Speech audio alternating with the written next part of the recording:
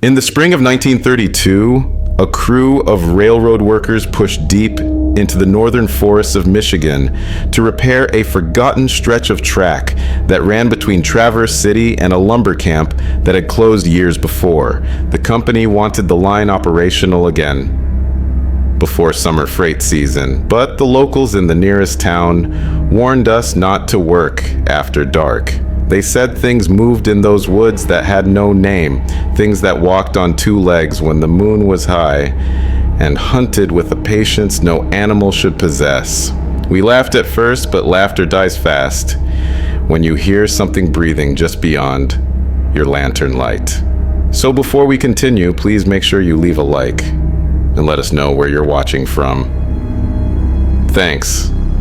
I was 26 that spring and had been working the rails since I was 17. My name is Thomas Halloway, and I kept the crew ledger and managed supply counts. Our foreman was a thick-shouldered man named Dutch Kerrigan, who had laid track from Montana to Maine and feared nothing that walked, crawled, or flew.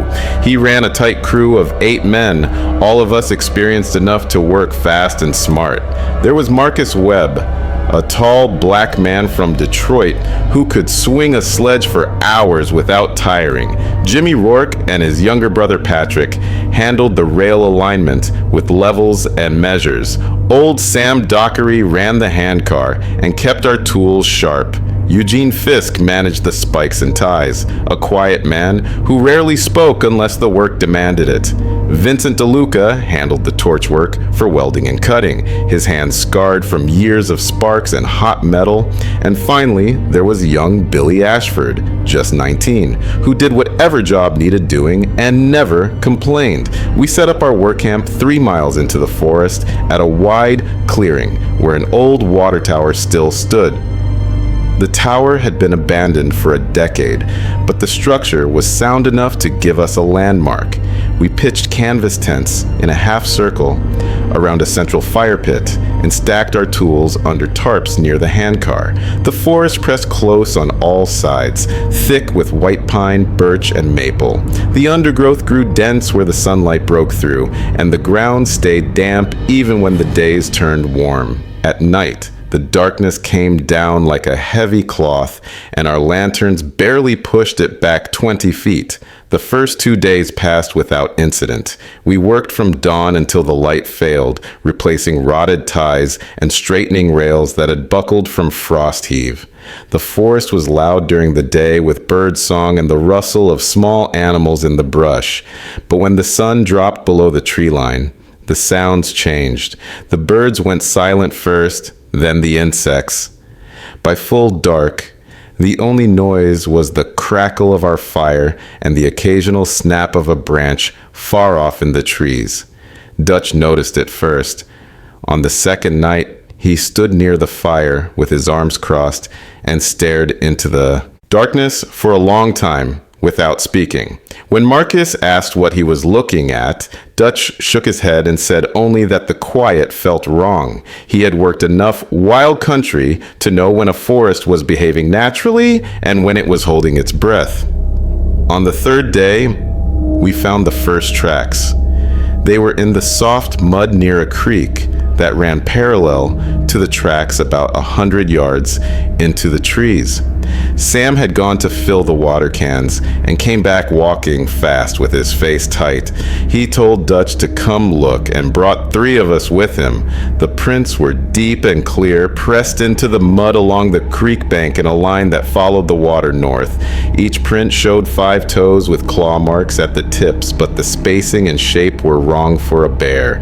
The heel was narrow and the toes spread wider than any bear print I had seen. The stride length measured longer than a man's, and the depth suggested something heavy moving on 2 legs. Vincent crouched beside one print and set his hand next to it for scale. His hand did not cover half the width. He wiped his palm on his trousers and stood without comment. Dutch studied the prints for several minutes, following the line with his eyes.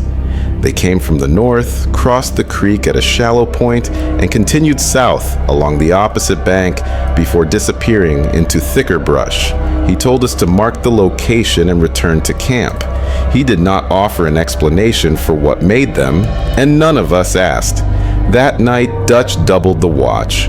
2 men would stay awake at all times, one tending the fire and one walking the perimeter of camp with a lantern and a rifle. We drew lots for the shifts. I pulled the midnight to 2 in the morning watch with Marcus. The others bedded down in their tents, but I noticed that more than one man kept a hand on a tool or a knife while they slept. Marcus and I sat near the fire and spoke in low voices about the tracks. He said he had seen bear, wolf, and mountain lion prints across half the country, and these matched none of them. I agreed, but offered no better explanation. The fire burned steady, and the night pressed close. I kept my eyes on the tree line and tried to see past the limits of the firelight. The darkness seemed thicker than it should be, as if it were a substance rather than an absence of light. The temperature had dropped since sunset, and our breath came out in small clouds that disappeared quickly in the firelight. I pulled my coat tighter and shifted closer to the flames, but the cold seemed to come from inside rather than from the air around us. It was the kind of cold that settles in your bones when fear takes hold. At one point, Marcus stood and walked the perimeter with the lantern held high.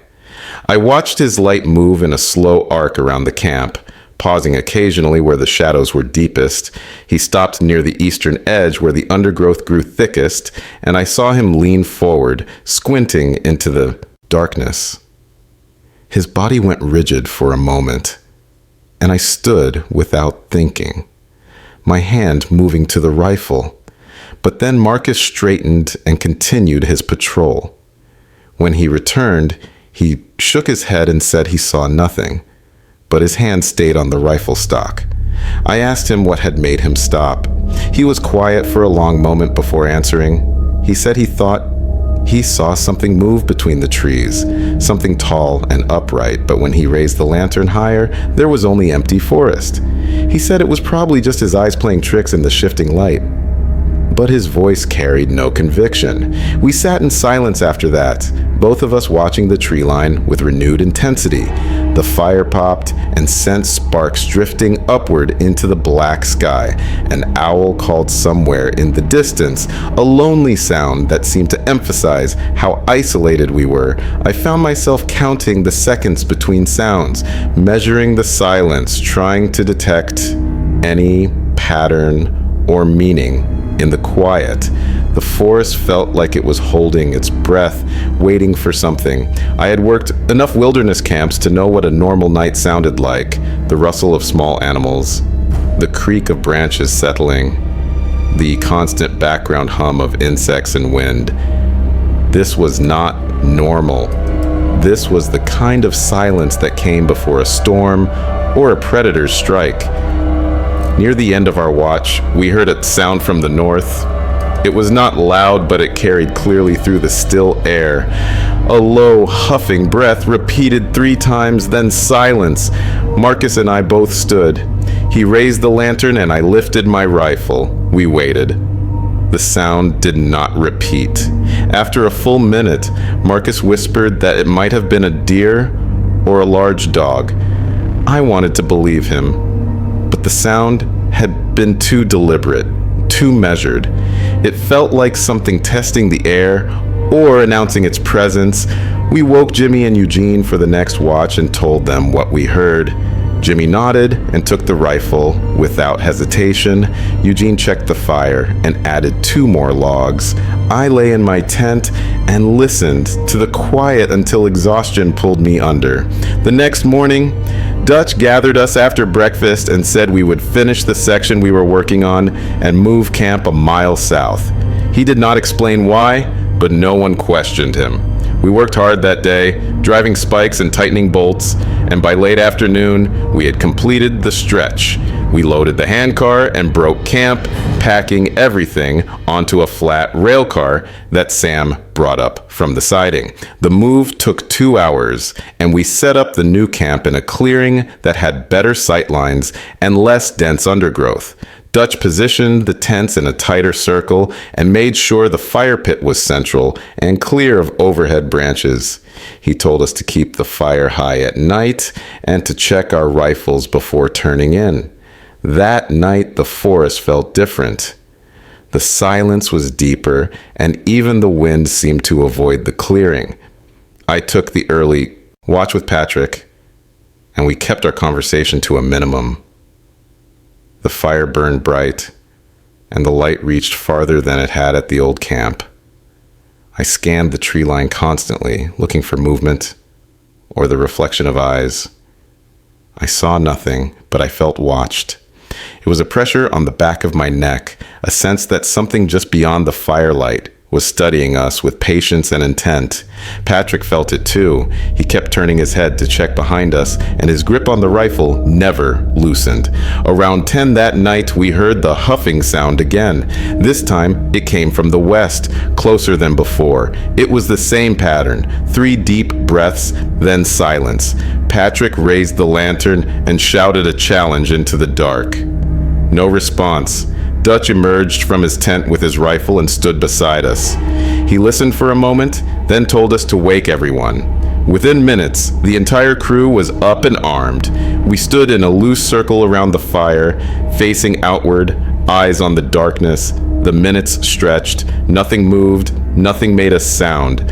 After half an hour, Dutch told us to return to our tents, but to sleep with our boots on and our rifles close. No one argued. The following day, we found more tracks.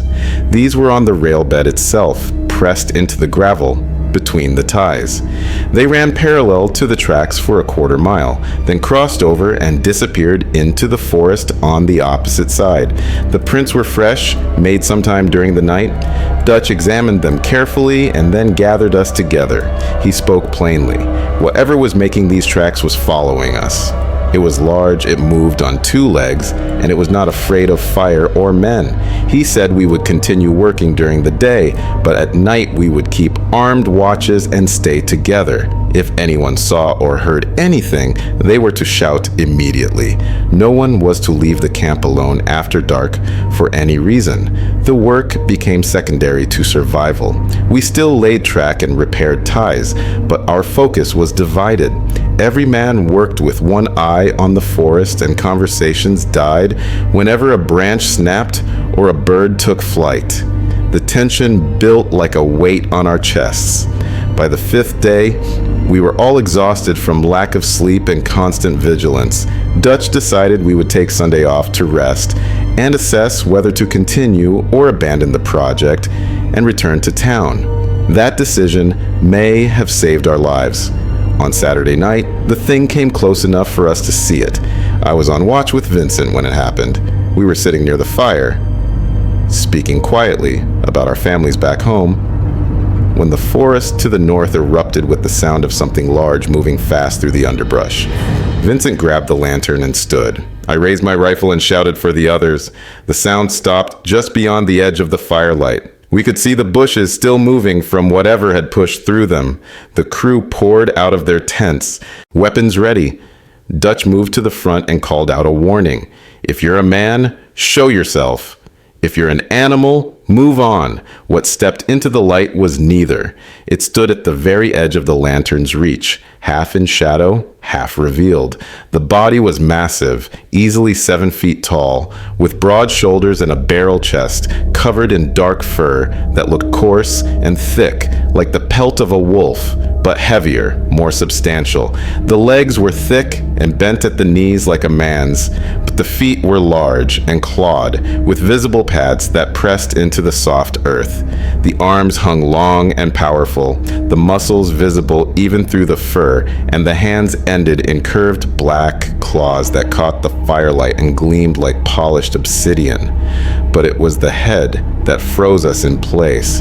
The head was that of a wolf, long muzzled with pointed ears that swiveled forward, listening to every breath we took, every small movement we made.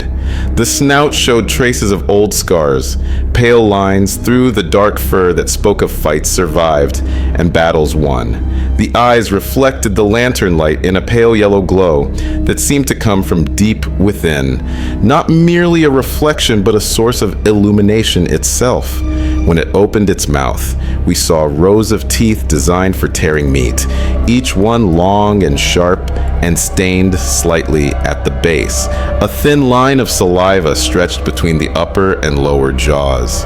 The creature's chest expanded and contracted with slow, measured breaths, and I could see the ribs move beneath the fur. Steam rose from its open mouth in small puffs, visible in the cold night air. It did not make a sound beyond that steady breathing. It simply stood there and stared at us, and in that gaze I felt something that terrified me more than the claws or teeth: intelligence. This thing was not acting on instinct or hunger. It was studying us, evaluating us, deciding what we were and what threat we posed. I felt naked under that stare, as if every weakness and fear I carried was visible to those yellow eyes. No one moved. No one spoke. The creature tilted its head slightly, studying us with an intelligence that was deeply wrong. This was not an animal acting on instinct. This was something that understood what we were and what we were doing in its territory. After what felt like an eternity, but was likely only seconds, Dutch raised his rifle and fired a shot into the air. The blast shattered the silence and echoed through the trees. The creature did not flinch. It held its position for one more breath, then turned and walked back into the darkness with slow, deliberate steps. We heard it moving away, the sound of its passage fading gradually until the forest returned to silence. We did not sleep that night. We kept the fire blazing and every man stayed armed and alert. Dutch paced the perimeter and checked sight lines. Marcus suggested we abandon camp and walk the tracks back to town in the dark, but Dutch refused. He said moving at night would make us vulnerable. We would wait for dawn and then make our decision. The hours crawled. Every sound made us jump. Every shadow seemed to move. When the first gray light of morning finally broke through the trees, we were all hollow-eyed and shaking from exhaustion and adrenaline. At first light, Dutch called a meeting. He laid out the situation plainly. We had seen something that should not exist. It was intelligent. It was hunting us, and it had shown no fear. Our options were to continue working and risk another encounter, or to abandon the project and return to town. The crew voted unanimously to leave. Dutch agreed. We would pack up, load the handcar, and make for the nearest siding where we could catch a ride back to Traverse City. We moved quickly, breaking camp with efficiency born of fear. By mid-morning, we were loaded and ready to go. The handcar moved slowly under the weight of our gear and 8 men. Sam and Marcus worked the pump handles while the rest of us kept watch on the forest. The track stretched ahead in a straight line, cutting through the trees like a scar. We had covered maybe 2 miles when we saw the obstruction. Someone or something had piled debris across the tracks. Logs, branches, and stones blocked our path completely. Dutch called a halt, and we climbed down to clear it. The work went fast, with all of us lifting and throwing, but the unease was thick. This had been placed deliberately. The logs were too large and too well positioned to have fallen naturally. While we worked, Billy spotted movement in the trees to our right. He shouted and pointed. We all turned. 3 figures stood in the shadows, about 50 yards back. They were shaped like the creature we had seen the night before, tall and furred, standing upright on 2 legs. They did not advance. They simply watched us. Dutch ordered us back to the handcar. We obeyed immediately, climbing aboard and grabbing whatever tools could serve as weapons. Sam and Marcus pumped harder, and the handcar began to roll. The figures moved parallel to us, keeping pace through the trees. We could see them clearly now, their forms weaving between the trunks with unnatural grace. They were not running. They were gliding, matching our speed without visible effort. We rounded a bend and the figures disappeared.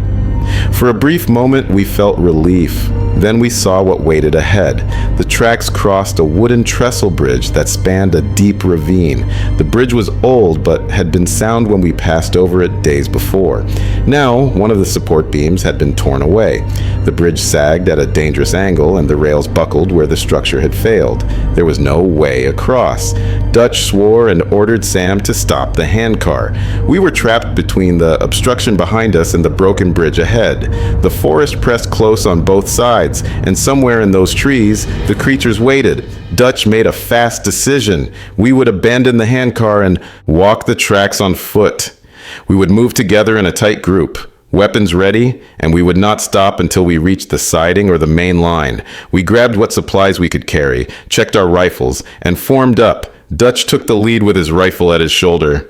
Marcus and I brought up the rear. We moved at a fast walk, eyes scanning the trees. The creatures did not show themselves, but we knew they were there. We could hear them moving parallel to us, breaking branches, rustling leaves. They were hurting us, pushing us in a direction they wanted us to go. After a mile, the forest opened into a wide clearing where an old logging camp had once stood. A few rotted buildings remained, their roofs caved in and their walls leaning. Dutch wanted to push through, but Eugene pointed out that we were exhausted, and it would be dark in a few hours. If we kept walking in the dark, we would be easy prey. Dutch hesitated, then agreed. We would hold up in the most intact building, barricade the doors and windows, and wait for dawn. It was a gamble, but so was everything else. We chose a long bunkhouse with solid walls and a mostly intact roof. The windows were narrow and high, which gave us an advantage. We blocked the door with a heavy table and nailed boards across the windows. We built a small fire in the old stove and rationed our food. The light outside faded quickly, and soon the clearing was dark. We took turns watching through gaps in the boards, 2 men at a time. The others rested as best they could, though none of us truly slept. The creatures came at full dark. We heard them enter the clearing from multiple directions, their footsteps heavy and deliberate. They did not try to hide their approach. They wanted us to know they were there. Dutch peered through a gap and counted at least 5 of them, circling the building. They moved in a pattern, testing the walls, scratching at the boards, pushing against the door. They were intelligent enough to probe for weaknesses. We stayed silent and kept our rifles aimed at the door and windows. If they broke through, we would fire point blank. The siege lasted for hours. The creatures never rushed the building, but they never left either. They maintained constant pressure, circling, scratching, breathing just outside the walls. The sound of their claws on wood was like nails on slate, sharp and grating. At one point, something climbed onto the roof. We heard it walking above us, its weight creaking the old beams. Vincent raised his rifle toward the ceiling, ready to fire if it broke through. The footsteps moved from one end of the roof to the other, then stopped directly above the stove. We waited, barely breathing. After a long moment, the weight shifted and the footsteps moved away. Whatever was up there had decided the roof was too risky. Near midnight, the creatures began to vocalize. It started with one, a long howl that rose and fell like a wolf's, but deeper and more complex. The sound carried layers within it, harmonics and undertones that no wolf could produce. It started low, almost below the range of hearing, a vibration that I felt in my chest before I heard it with my ears. Then it climbed higher, gaining volume and intensity until it filled the night air completely. The howl held for what seemed like an impossibly long time, longer than any living thing should be able to sustain a single breath. When it finally faded, the silence that followed felt heavier than before. Then the others joined in, and the effect was overwhelming. 3 more voices added to the chorus, each one coming from a different direction around the building, creating a chorus that surrounded us completely. The sounds wove together in a pattern that was clearly deliberate, each creature timing its call to complement the others.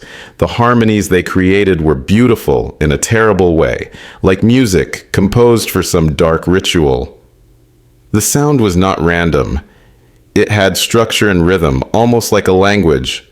They were communicating, coordinating, sharing information about us and our defenses. Dutch listened carefully, and then whispered that they were planning something. His voice was tight with tension. He told us to check our ammunition and be ready. I counted my remaining rounds with trembling fingers. I had 12 bullets left. Vincent had fewer. Patrick was nearly out.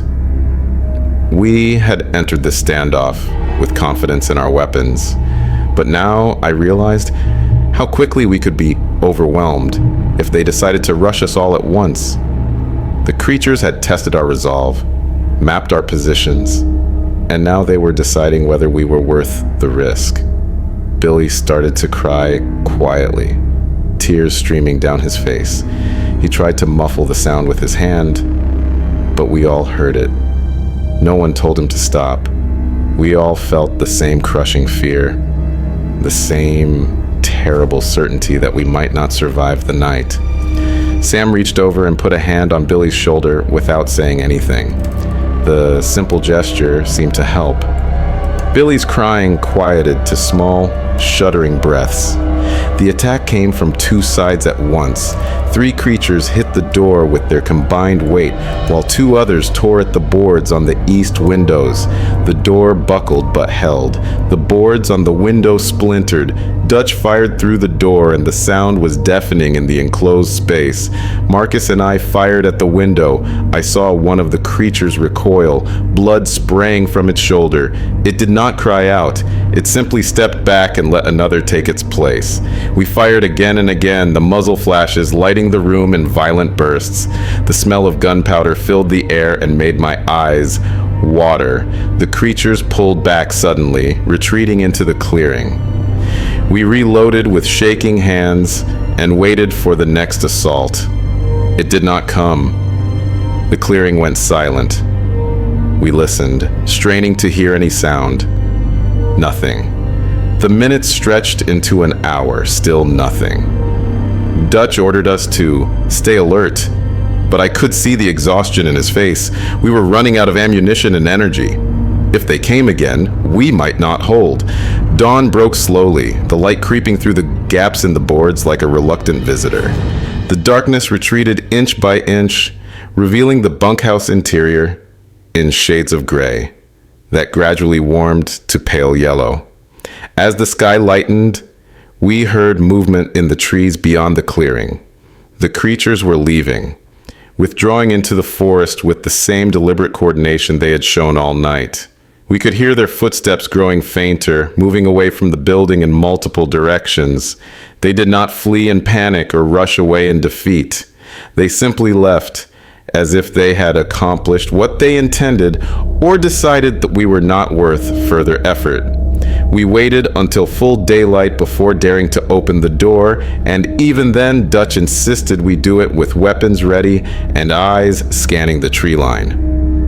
When we finally pushed the heavy table aside and pulled the door open, the morning air rushed in, cold and clean and shockingly normal after the oppressive atmosphere inside. The clearing was empty of living creatures, but the evidence of the night's siege was everywhere. Tracks marked the dirt in dozens of places, deep impressions that showed the creatures had circled the building countless times. Some of the prints were so clear we could see individual toe pads and claw marks. They varied slightly in size, suggesting the creatures were not identical, that they had individual individual characteristics like any natural animals, but the sheer size of even the smallest prints reminded us these were not normal predators. Deep gouges scarred the walls of the bunkhouse, long parallel scratches that cut through old weathered wood with disturbing ease. In some places, the claws had penetrated deep enough to reach the interior wall. If the creatures had decided to tear the building apart rather than test it, I have no doubt they could have done so.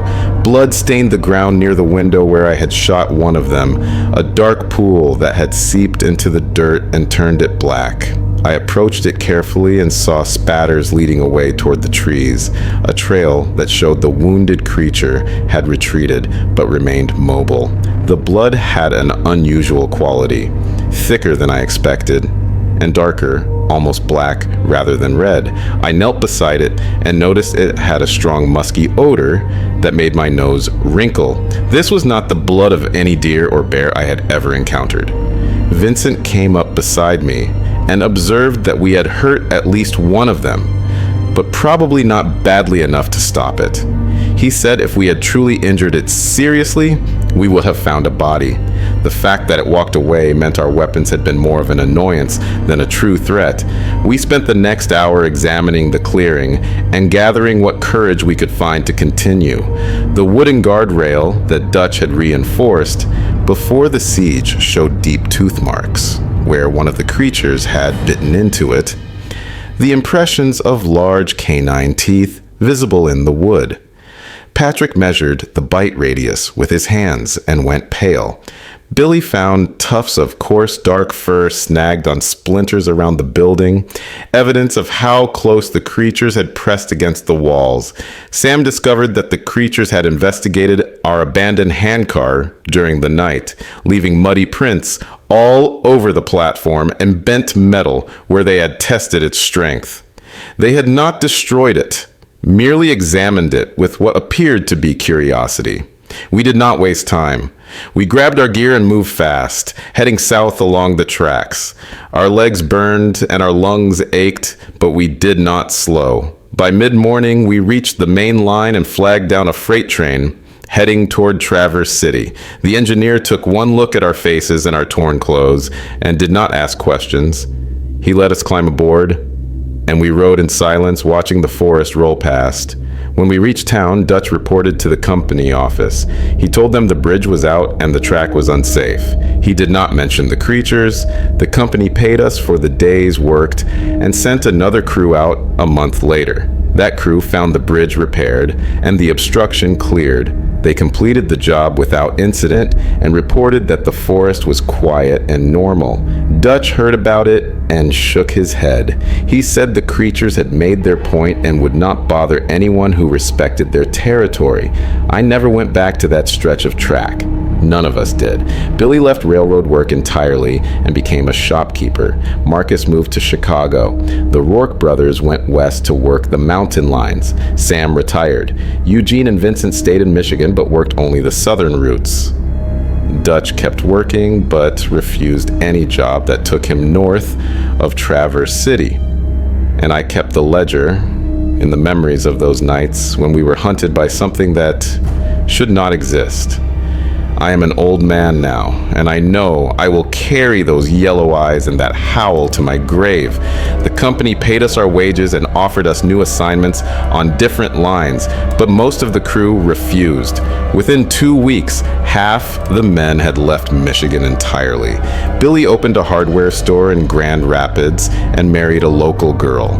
Marcus took a job with the automotive factories in Detroit, where the work was indoors and the nights were lit by street lamps. The Rourke brothers signed on with a crew heading to Colorado, as far from Michigan forests as they could manage. Eugene and Vincent stayed near Traverse City, but made it clear they would only work day shifts on established lines with towns visible from the tracks. Sam retired to a small house on the lake and spent his days fishing and refusing to discuss that spring. Dutch and I remained, not because we were braver than the others, but because we had both invested too many years in railroad work to walk away. We also shared something the others did not carry with the same weight. We felt responsible. Dutch had been the foreman, the one who pushed us forward each day despite the signs. I had been the ledger keeper, the one who documented every decision and every delay. We had brought those men into danger, and while we had brought them out alive, the guilt settled in our bones like winter cold. Dutch told me once, months later, over whiskey in a bar near the rail yard, that he woke up every night hearing that howl. I did not tell him I heard it too. The company sent the second crew out in June of that same year, led by a foreman named Jackson, who had worked the northern routes for 20 years. Jackson was a practical man who did not believe in ghost stories or superstition. When Dutch tried to warn him about what we had encountered, Jackson laughed and said we had probably seen some bears, and let our imaginations run wild. The company backed Jackson's assessment. They needed that line operational, and they were not going to let the fears of one crew delay progress. Dutch pushed back hard, going so far as to submit a formal written warning to the regional manager, but it was dismissed. The manager told Dutch that if he could not handle the work, there were plenty of other foremen who could. Jackson's crew completed the repair work in 3 weeks without incident. They replaced the trestle bridge, cleared the debris from the tracks, and relaid the section we had started. Jackson sent back reports that were almost smug in tone, noting that the forest was quiet, the wildlife was normal, and there were no signs of anything unusual. The company used those reports to make Dutch and our crew look like fools or liars. Word spread through the rail yards that Dutch's crew had spooked over nothing, and our reputation suffered. Men who had worked with us for years began to avoid us. Younger workers laughed when we passed. It stung, but we said nothing. We knew what we had seen, and no amount of mockery could change that. In August, I received a telegram from Jackson. It was brief and formal, asking if I would be willing to return to the Northern Line to verify some discrepancies in the supply records from our original crew.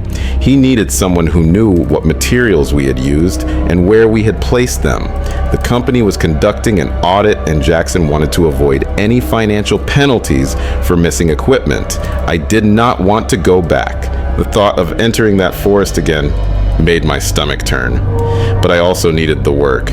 The railroad was my livelihood, and I could not afford to refuse a direct request from a foreman in good standing with the company. I sent a telegram back agreeing to a 2-day visit, but only during daylight hours and only if Dutch accompanied me.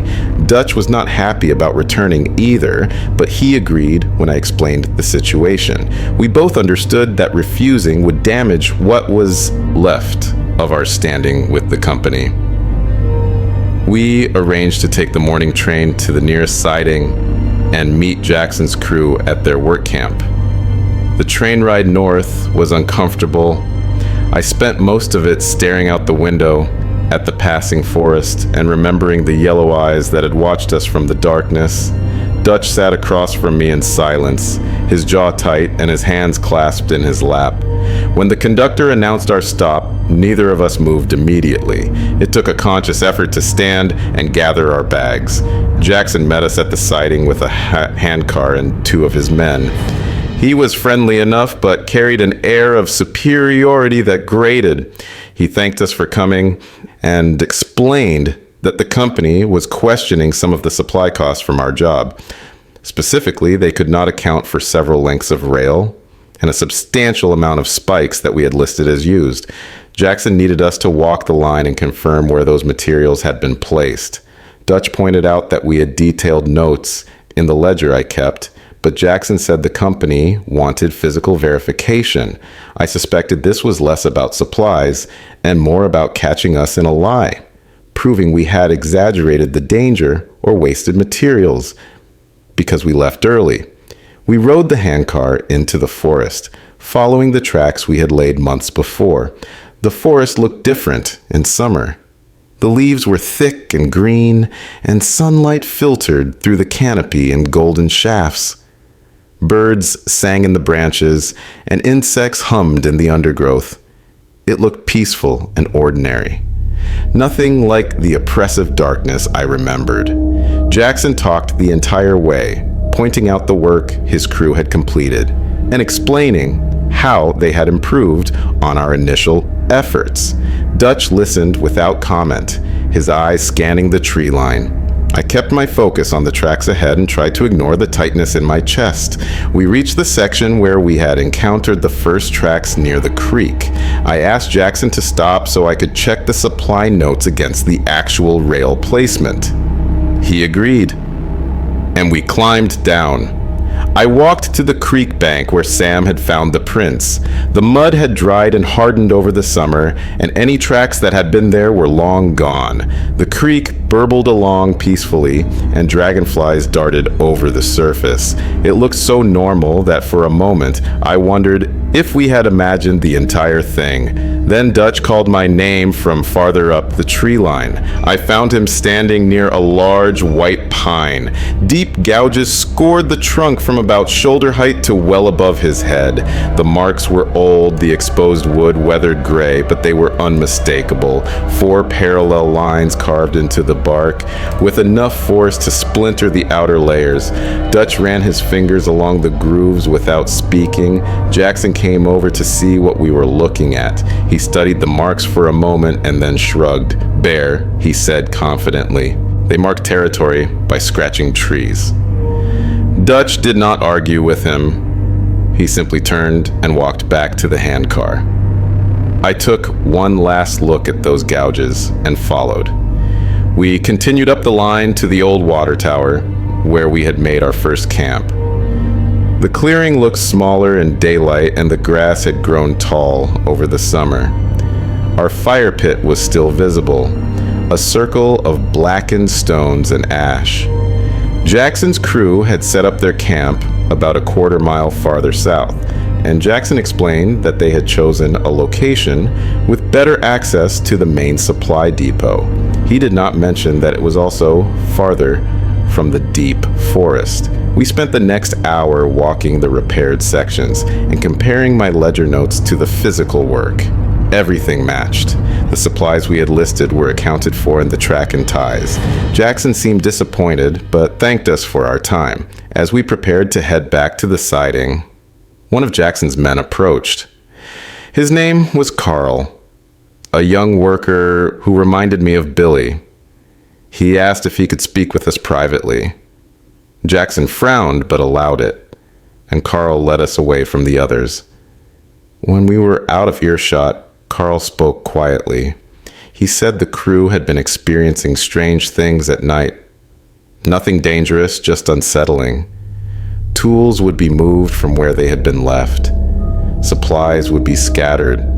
The men would hear sounds in the forest, movement and breathing, but when they investigated with lanterns, they found nothing. 2 men had requested transfers and left the crew.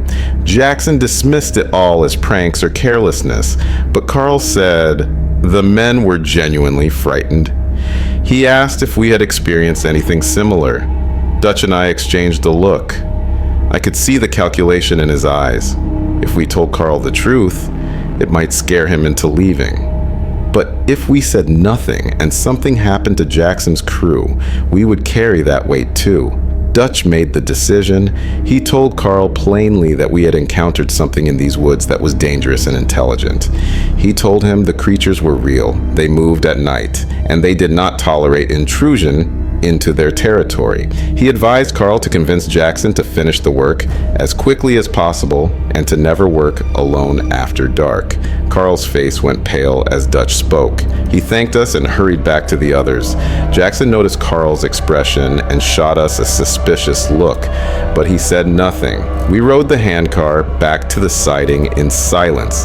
When we reached the platform and prepared to board the afternoon train back to Traverse City, Jackson pulled Dutch aside. I could not hear their conversation, but I saw Jackson's face turn red with anger. He jabbed his finger at Dutch's chest and spoke with sharp, clipped words. Dutch stood his ground, his expression calm but unyielding. When Jackson finally stormed off, Dutch rejoined me on the platform. I asked what had been said. Dutch replied that Jackson had accused him of trying to sabotage the crew's morale and threaten his job by spreading fear. Dutch had told Jackson that he was a fool if he thought this forest was safe, and that ignoring danger did not make it disappear. That was the last time Dutch and Jackson ever spoke. 3 weeks later, I received another telegram. This one was from the company, not from Jackson. It informed me that there had been an incident on the Northern Line, and that my presence was requested for an investigation. No other details were provided. I showed the telegram to Dutch, and we both felt a cold dread settle over us. We took the next train north, this time accompanied by a company investigator named Harris and a local sheriff named Dalton. Neither man spoke much during the journey, and their expressions were grim. We arrived at the siding in late afternoon. A company wagon was waiting to take us to the work site. The driver was pale and shaking, and he refused to make eye contact with any of us. The ride into the forest was tense and silent. As we approached the work camp, I noticed that the forest was quiet again. No birds, no insects, just the creak of the wagon wheels and the sound of the horses breathing. Dutch noticed it too, and his hand drifted to the rifle he had insisted on bringing. Jackson's camp was in disarray. Tents had been torn down, supplies scattered, and equipment overturned. The fire pit was cold, and a thin layer of ash covered everything. There were no men present. The scene looked like a battlefield after the fighting had ended, silent and haunted. Canvas tent material lay in shredded strips, as if something with incredible strength had simply pulled the fabric apart like tissue paper.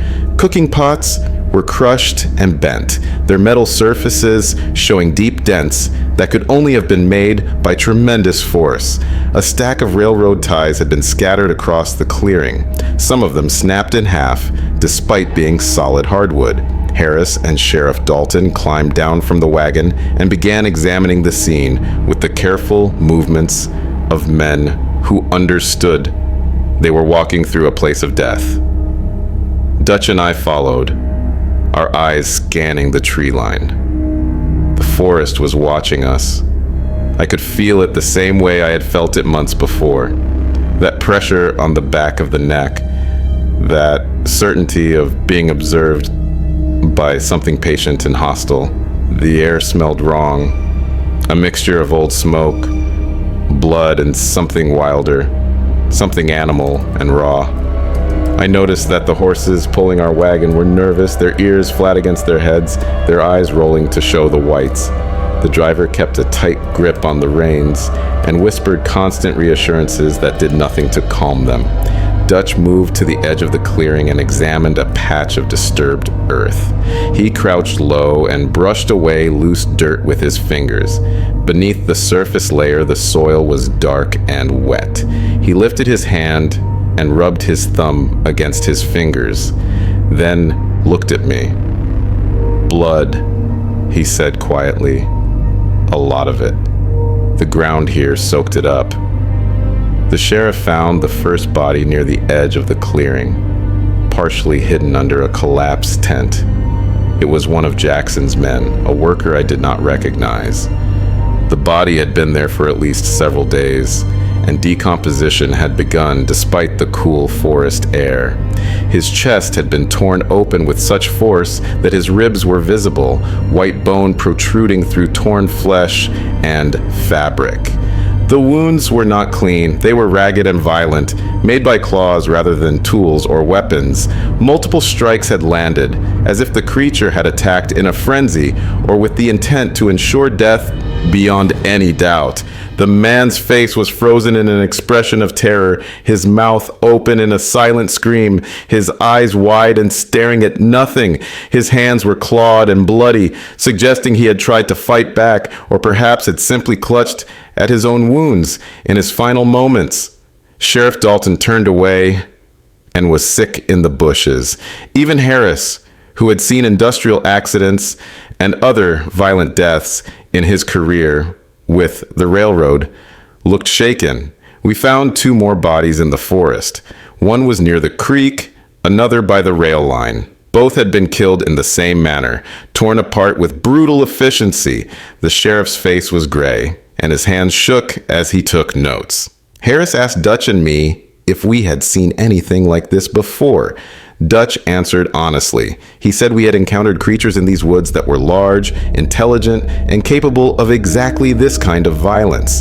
He said we had warned Jackson, but Jackson had refused to listen. Harris did not challenge Dutch's statement. He had seen the bodies. He knew this was not the work of any normal animal. We searched the camp and the surrounding area for the rest of Jackson's crew. We found signs of a fight near the handcar. Bullet casings littered the ground, and blood stained the rail ties. Deep claw marks scored the wooden handcar frame, but we found no more bodies and no survivors. It appeared that some of the crew had managed to escape or had been taken into the forest. The sheriff organized a search party from the nearest town, and for 2 days we combed the woods.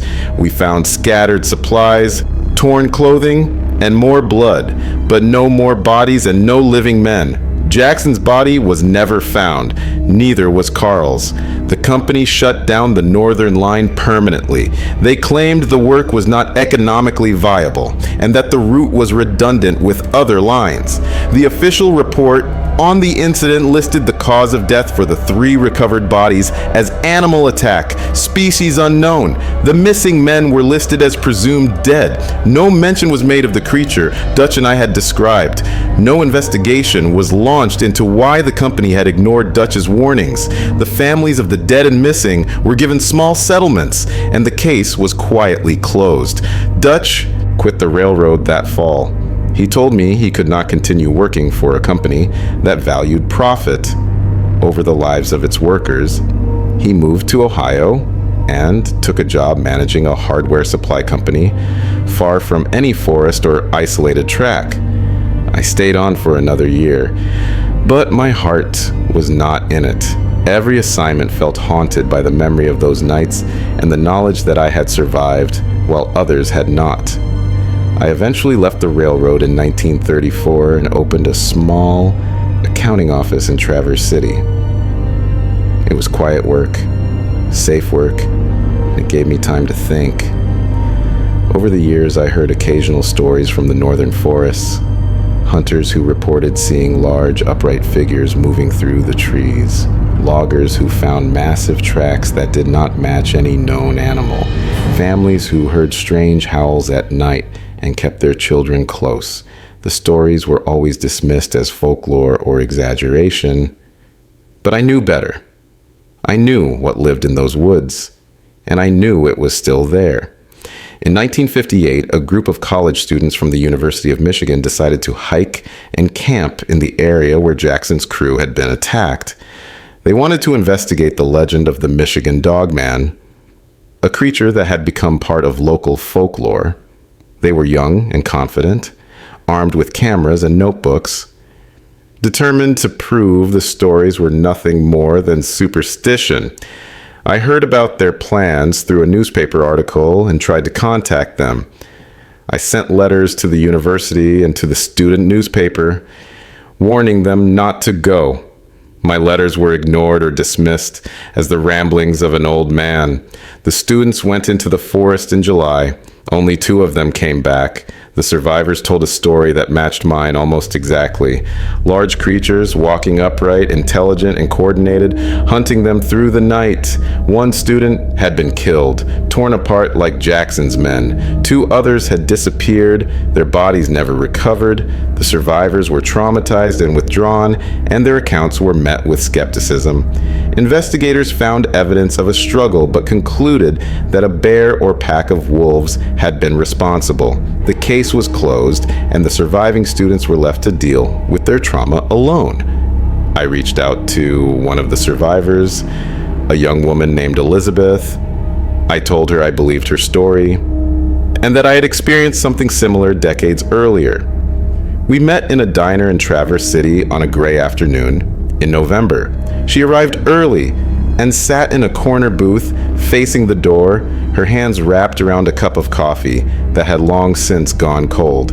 When I entered, she looked up with eyes that carried the same haunted quality I had seen in my own reflection for years.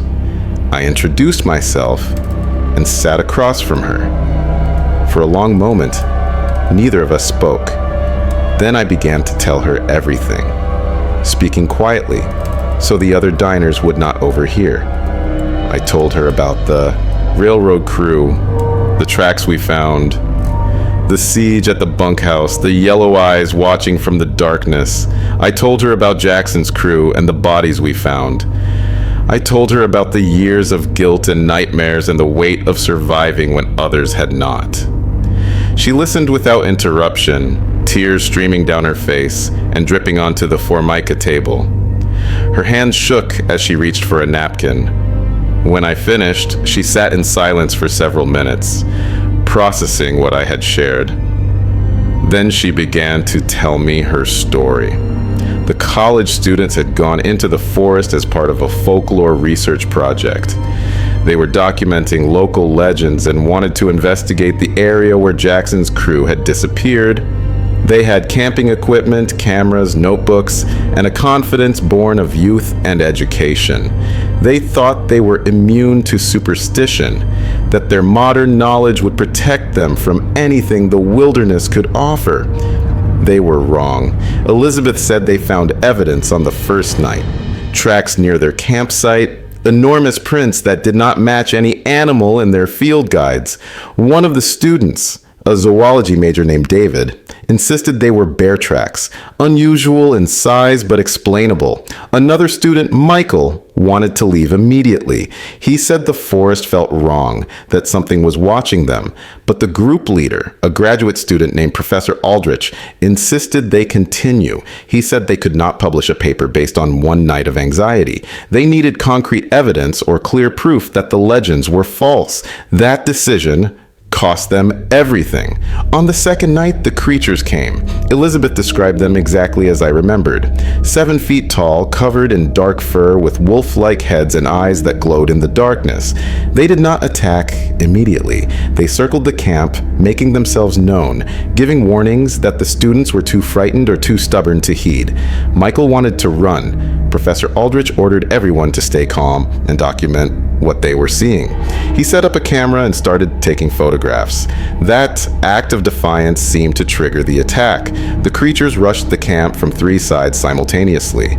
Elizabeth and another student named Sarah ran into the forest and hid in a ravine. They heard the screams. They heard David begging for his life. They heard Professor Aldrich calling for help that never came. When silence finally returned, Elizabeth and Sarah remained hidden until dawn, too terrified to move, certain that any sound would bring the creatures down upon them. At first light, they emerged from the ravine and found the camp destroyed. Michael's body was there, torn apart, like the railroad workers I had seen. The professor and David were gone, dragged away into the forest. Elizabeth and Sarah followed the main trail out, running when they had strength and walking when exhaustion forced them to slow. They reached the nearest road after 9 hours of stumbling through the wilderness. Elizabeth said she could still hear Michael's screams in her quiet moments, still see his face frozen in terror. She asked me if the nightmares ever stopped. I told her the truth. They faded, but never fully disappeared.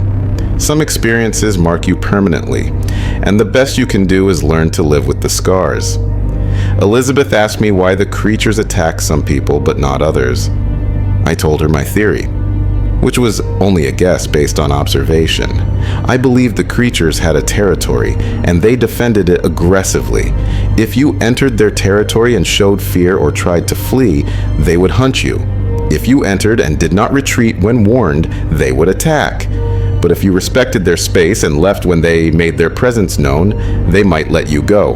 Dutch and our crew had survived because we had fought back hard enough to prove we were not easy prey, and then we had left.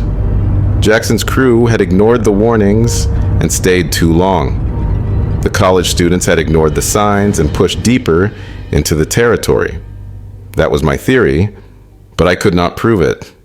In 1976, I was diagnosed with cancer. The doctors gave me 2 years, maybe less. I spent that time putting my affairs in order and writing down everything I remembered about that spring in 1932. I wanted a record that could not be dismissed or buried. I contacted Dutch in Ohio and asked him to review what I had written. He read it and added his own notes and corrections. He told me he had been carrying the same guilt and the same memories for over 40 years, and he was grateful to finally put them on paper. He passed away 6 months later, quietly in his sleep. I like to think he found peace. I am 83 years old now, and I know I do not have much time left. My doctors have stopped offering treatments and started talking about comfort and dignity. I have accepted my fate, but I wanted to finish this account before I go. I wanted people to know what happened in those woods and what still lives there. The creatures we encountered were not monsters in the traditional sense. They were not evil or malicious. They were simply territorial and dangerous, like any predator protecting its home. We were the intruders, not them. I have spent my life trying to understand what those creatures were. I have read books on cryptozoology, native legends, and paranormal phenomena. I have corresponded with researchers and investigators who study unexplained animal sightings. I have interviewed hunters, trappers, and guides who work in the deep wilderness areas of North America. The Ojibwe people who lived in that region for thousands of years have stories about the Wendigo, a creature that is part man and part beast, cursed to wander the forests in eternal hunger. The descriptions vary between different storytellers, but certain elements remain consistent. A creature that walks upright, that possesses intelligence beyond normal animals, that inspires terror in those who encounter it. Other tribes speak of skinwalkers and shapeshifters, beings that can move between human and animal form, that use their powers for harm rather than good. European settlers brought their own legends of werewolves and demons, stories that had traveled with them from the old world and found new soil in the American wilderness. I do not know if any of these stories describe the same creatures we saw, but they all share common elements that cannot be coincidence. Something that walks on two legs, something with the head of a wolf or dog, something intelligent and dangerous, something that exists in the spaces between civilization and true wilderness. I also found references to a specific creature called the Dogman, sightings of which have been reported in Michigan for over a century. The earliest documented accounts date back to the 1800s, when French fur trappers working the northern regions reported encounters with what they called le loup-garou, the wolf man. Later reports from lumber camps, mining operations, and isolated homesteads all described similar beings. The descriptions match what we saw with remarkable consistency. 7 feet tall or more, covered in dark fur ranging from brown to black, with a wolf-like head and glowing eyes that reflected light like an animal's. Some reports describe it as aggressive, attacking without provocation. Others as merely frightening, appearing at the edge of camps or along forest roads, but retreating when confronted. A few accounts mention multiple creatures working together, communicating through howls and coordinated movements, just as we experienced. The sightings cluster in the northern forests, particularly in areas with dense wilderness and limited human presence. The area where we worked in 1932 falls directly within the heart of that cluster, in a region that has produced more consistent reports than almost anywhere else in the state. Modern researchers have attempted to study the phenomenon, setting up camera traps and conducting organized searches, but the creatures remain elusive. The few photographs that exist are blurry and inconclusive, easily dismissed as hoaxes or misidentifications. But I have spoken with enough witnesses, men and women with no reason to lie, who describe experiences identical to mine, to know that the absence of proof does not equal proof of absence. I have come to believe that these creatures are a species, not supernatural beings. They are rare and intelligent enough to avoid most human contact. They have learned to stay hidden, to move at night and to avoid areas with heavy human activity. But when their territory is threatened, they respond with violence. They are apex predators in every sense, and we were foolish to think we could enter their domain without consequence. The railroad company learned that lesson at a terrible cost. But the lesson was quickly forgotten. Companies and individuals continue to push into wilderness areas, driven by profit or curiosity, and occasionally they encounter something they cannot explain. Most of those encounters end with people fleeing in terror. Some end in death. My hope in writing this is not to scare people or to spread fear. My hope is to encourage respect. The wilderness is not empty. It is not a playground or a resource to be exploited without thought. It is home to things we do not fully understand, and some of those things are dangerous. If you enter the deep forest, particularly in northern Michigan, pay attention to the signs. If you find tracks that do not match any known animal, leave. If you hear howls that sound almost human, leave. If you feel watched by something you cannot see, leave. Do not be like Jackson, too proud or stubborn to listen to warnings. Do not be like those college students, too confident in their modern knowledge to respect ancient dangers. I have lived a long life, most of it good, some of it haunted. I raised a family, ran a business, and contributed to my community. But the spring of 1932 remains the defining experience of my existence. Those nights in the forest changed me fundamentally. They taught me that the world is stranger and more dangerous than we want to believe, and that human beings are not the dominant force we imagine ourselves to be. We are visitors in the wilderness, and we exist there only by the tolerance of the things that truly belong. As I write these final words, I can still see those yellow eyes glowing in the darkness. I can still hear that howl rising and falling through the trees. I can still feel the weight of fear that pressed on my chest as we huddled in that old bunkhouse, waiting for dawn. Those memories have not faded with time. If anything, they have grown sharper, more vivid, and I know that when I close my eyes for the last time, those eyes will be waiting for me in the dark. I do not fear them anymore. I understand now that we were never enemies. We were simply two species sharing the same small patch of earth, and we made the mistake of forgetting that their claim was older and stronger than ours. I leave this account as my testimony and my warning. Believe it or dismiss it as you choose, but if you ever find yourself in the deep woods of northern Michigan and you hear something moving just beyond your firelight, remember what I have written here. Respect the wilderness. Respect what lives there. And when you are warned to leave, do not hesitate.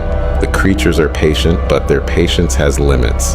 That is the final lesson I learned, and it is the one I hope others will heed before it is too late.